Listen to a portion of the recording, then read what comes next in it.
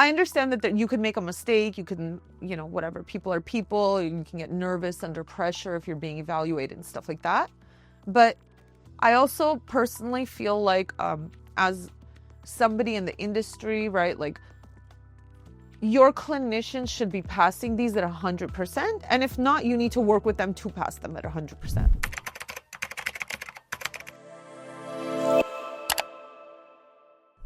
Hi everyone, my name is Mariam Treystman from the Home Health Consultant, and today we're going to be talking about hand hygiene logs.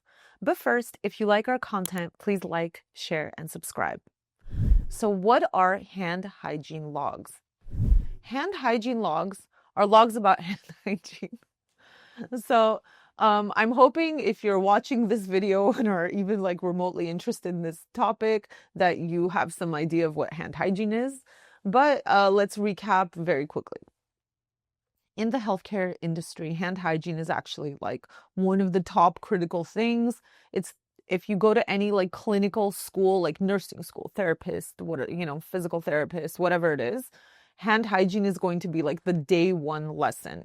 So when we talk about hand hygiene, we are referring to essentially infection prevention control practices in which you are washing your hands, sanitizing your hands, maintaining clean, germ-free hands so that you don't carry infection between things and patients, patients and patients, you and patients, and so on.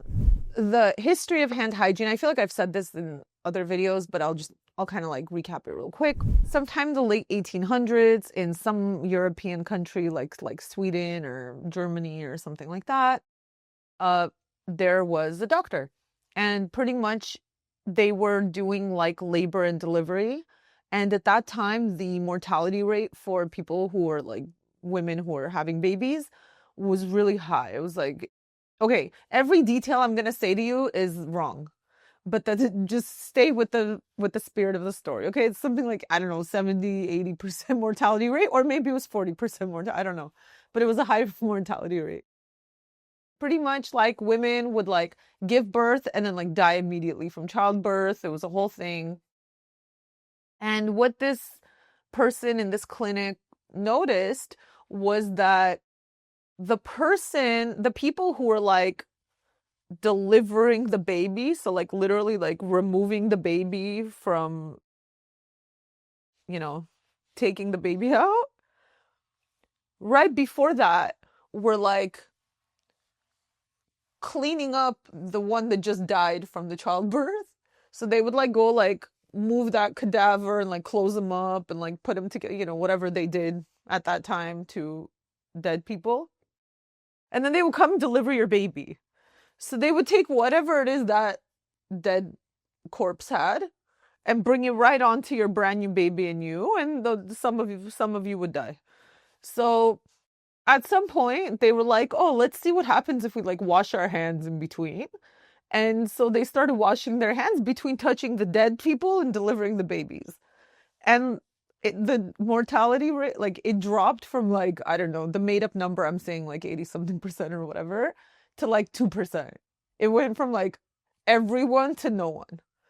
So hand hygiene became like a critical thing in healthcare, and now it is one of the most important things. It's something every survey is going to look out for this. Survey visits, like this is like, I don't know, there's like 4 big things in survey visits with home visits with patients, and like that's one of the big ones, and so on. And so as part of this, we need to keep logs that we are checking people for their ability to maintain proper hand hygiene. When we talk about hand hygiene, we're talking about how people wash their hands, when people wash their hands, if they're touching something between washing their hands and not, when it's appropriate to wash hands versus use hand sanitizer. This is like seems simple, a lot of nuance. Your agency needs to be assessing all of your field clinicians annually for their hand hygiene practices. This could be part of their annual competency or separate from their annual competency. But you do need to maintain hand hygiene logs. One of the things that we recommend is you want to do hand hygiene checks along with something else. Unless you really are like fine on resources, like you're not understaffed in any way, like your clinicians are kind of like they don't have much to do or whatever, then sure, do separate unannounced hand hygiene checks, like have them pop in on visits unexpectedly and look and stuff like that. But the best thing you could do is like, hey, if an RN needs to go supervise another RN, like RN, LVN, or anybody else on the field at a visit, let them do the hand hygiene check as well. So you really want to double this up with other things, because even though it's super critical, it is like, okay, you have to go and watch them perform visits for other reasons too, like competencies, like supervision for whatever reason, things like that. So you might as well just do the hand hygiene check there. It is very important to evaluate every single clinician you have at least annually for hand hygienes. And then if somebody does not get 100% on their evaluation, you need to reevaluate them again at some soon point. So typically what you'll do is you can have them perform this on a like dummy patient, like a fake patient, or you can have them perform this on a real patient. We always recommend doing it on a real patient, because whenever you have any kind of like competency evaluation or any kind of like evaluation where you're checking for skills on like dummy patient environments, those environments are always at like the tip top shape that they could be.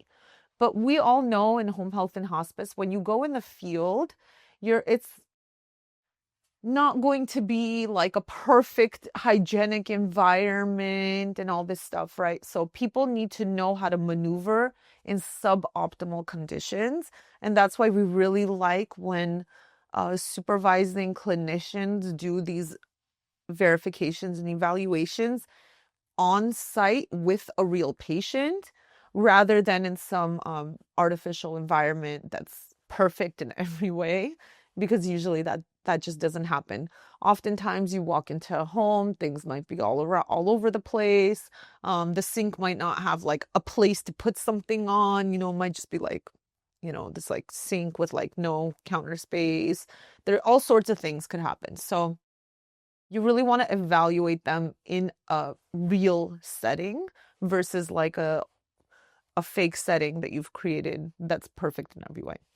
But either way, both are acceptable. You just want to check everyone annually. One of the things that we also recommend is just to kind of like, there's two ways of doing this easily, because we have rules and then we have processes.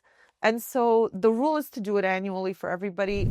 But the process could be, one, you choose a time of the year, like November is hand hygiene month, or, whatever, something like that. And then you check everybody.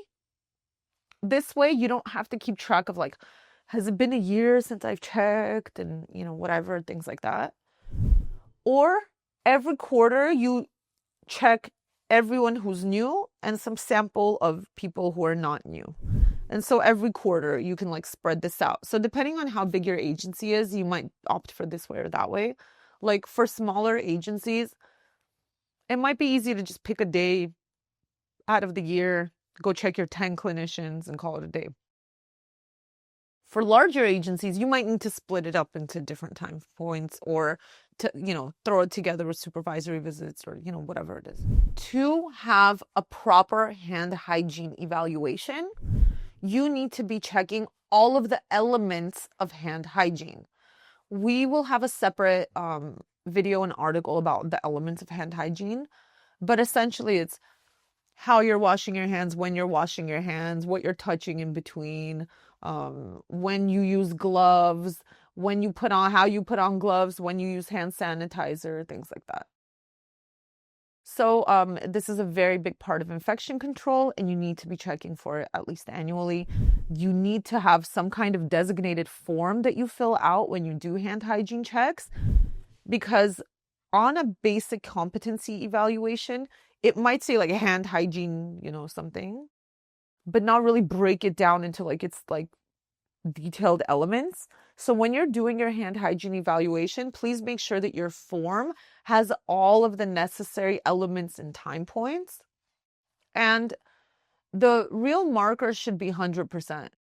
I understand that you could make a mistake. You can, whatever, people are people. You can get nervous under pressure if you're being evaluated and stuff like that. But I also personally feel like as somebody in the industry, right, like your clinicians should be passing these at 100%. And if not, you need to work with them to pass them at 100%. Like, because this is day one stuff for clinicians. And it's also it's like easy to do, big consequences for not doing. So, people should be passing this at 100%. If they're not, if you have somebody that doesn't pass it at 100%, now you go and you educate around it. This could be done right on the spot. You don't have to like make 15 different appointments for this. So let's say, and the way that I would do it is I would have them do the whole thing. And then where you see issues after they've done the whole thing, then you show them where you've seen issues throughout the process. Don't stop them in the middle and correct them. Anytime someone does that to me, I just start to get increasingly nervous, first of all. And I'm just more prone to making more mistakes as I go along. But also, you want to see how they do the process without your feedback, because that feedback could be a context clue to the next thing. You really want to see how they understand this process and then spot correct from there.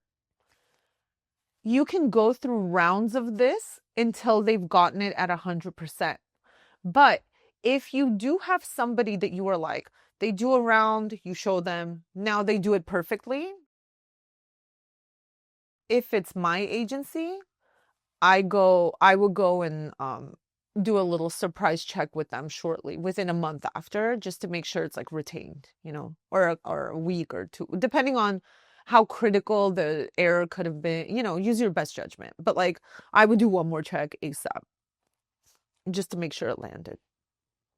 So hand hygiene logs are part of administrative compliance. This is actually not our administrative compliance program. I'm not saying that we do the hand hygiene checks, but it is something that we check for that you guys are doing.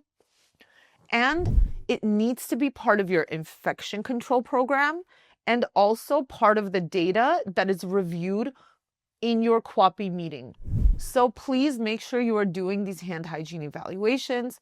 They're simple, they're quick and easy to do, but they have big consequences for patients, big consequences for your agency if you're not doing them, especially like, for example, with Joint Commission. I believe hand hygiene is a national patient safety goal. So if you're with JCO, like, and you're not doing this stuff, this is going to be a big problem for you. They're not going to be happy at all. So yeah, do your hand hygiene checks, keep your hand hygiene logs, check every clinician annually. Please check them against all elements of hand hygiene, not just can they wash their hands, but like the whole thing, every part of it. And if you do all of that, hopefully your mortality rates drop by 80 something percent, just like the people in the 1800s found out. All right. These were hand hygiene logs. My name is Mariam Treystman from the Home Health Consultant. And if you like our content, please like, share, and subscribe.